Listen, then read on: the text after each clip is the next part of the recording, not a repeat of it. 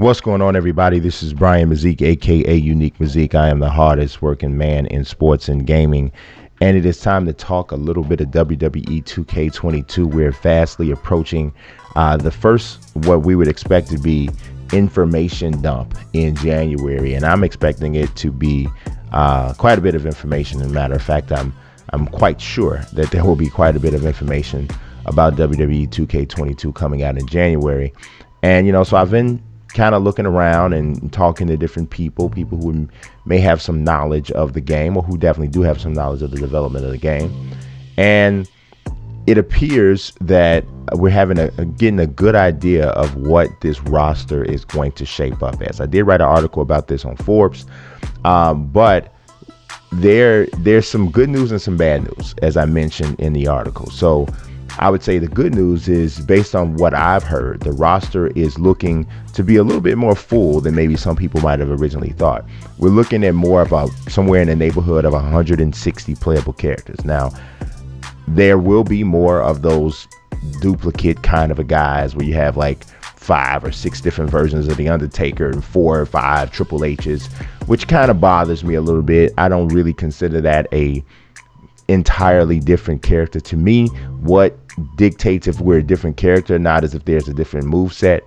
Outside of that, I think those other characters should be alternate attires, but that's just me. That, in a sense, that is the actual good news, though, that the roster should be at least more full than some people may have originally expected. The bad news is that some of the recently departed wrestlers who had a chance to potentially be in the game, because their names may have been on the submitted roster before the WWE essentially released them or were granted their release, some of those guys are not going to be in the game.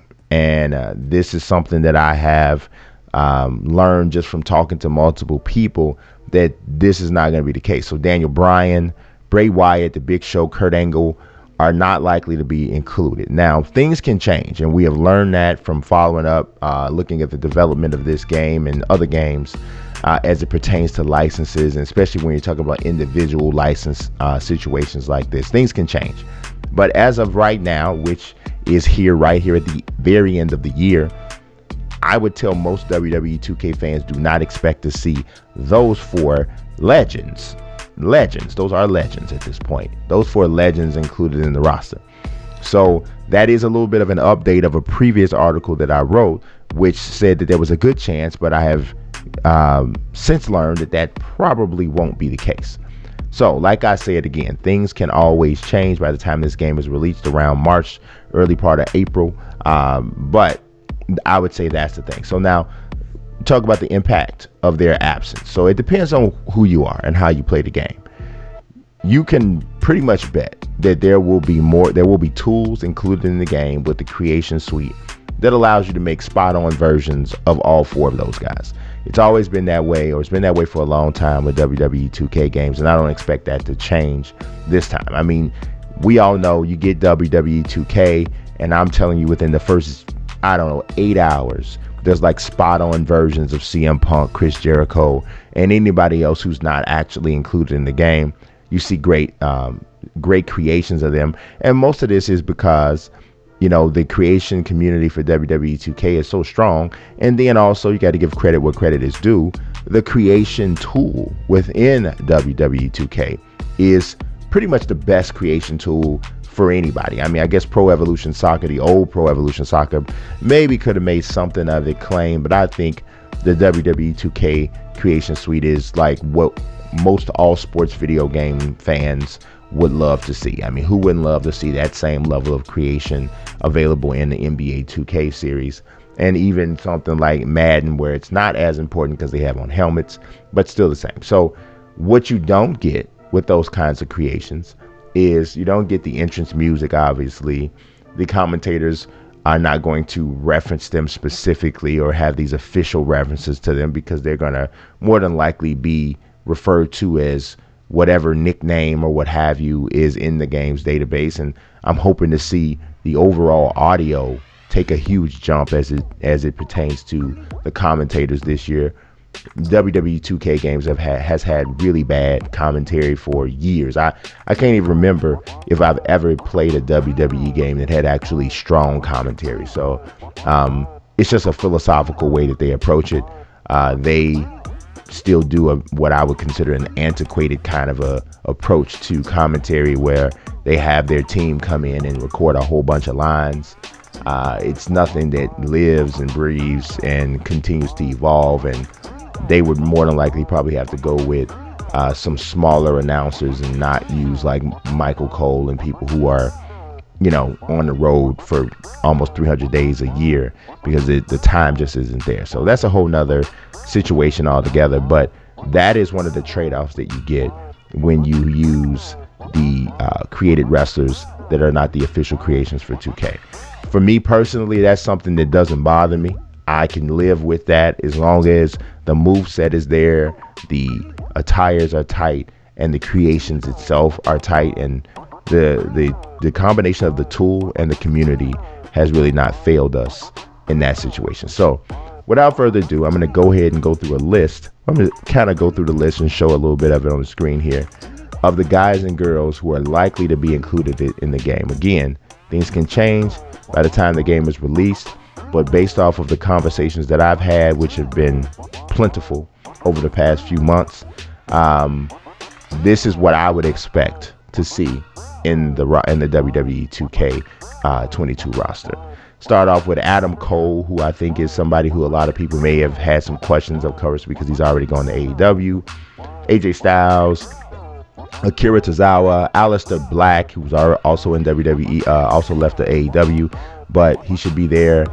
We should have a couple versions at least of Alexa Bliss, Ali, Aaliyah, Andre the Giant, Angelo Dawkins, Apollo Crews, Asuka, Austin Theory, Baron Corbin, Batista, Bayley, Becky Lynch, Beth Phoenix, Bianca Belair. Big Boss Man is pretty much always in there. Big E, Bobby Lashley, Booker T, still with the organization. Bret Hart, Brie Bella, Brock Lesnar, Bruce Beefcake. As you can tell, these are in alphabetical order as we kind of scroll through. I'll just kind of call out some of the names that might be, have been somewhat of a debate whether or not they'd be included. Elias, I think, is still going to be there. We'll see.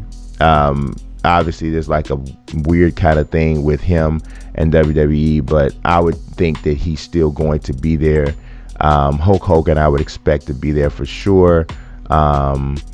Let's see, who else is Jeff Hardy? Definitely is going to be there, unless something changes at the absolute last minute, because his release is just like less than 60 days done. So definitely, unless there's some sort of major situation where WWE contacts 2K and says pull this guy, then Jeff Hardy's going to be there. Let's see, John Morrison should be there. We should have multiple versions of Kane as usual. We're just kind of scrolling through here, and anybody's name that pops out that we kind of just the putting together this list was took a lot of thought, note taking, and that sort of thing. So Queen Zelina, let's see, Ricky Steamboat's another legend that we expect to be there. Robert Roode, not Bobby Roode. Roderick Strong. I think there is some level of a question of how much this roster is going to lean on the NXT roster. I think that is one of the things that is a question, because NXT has been rebranded kind of in a different kind of a thing there. So we'll see. We got Tommaso Ciampa, the different versions of Triple H, all of that are there. So you can see through this list, there's a lot of huge names that wouldn't make you feel necessarily that you didn't get a full WWE 2K roster. So considering that, I think when you match that with the Creation Suite, I think you'll have a pretty good selection of people to use. Obviously, there's still going to be some complaints, and I understand that.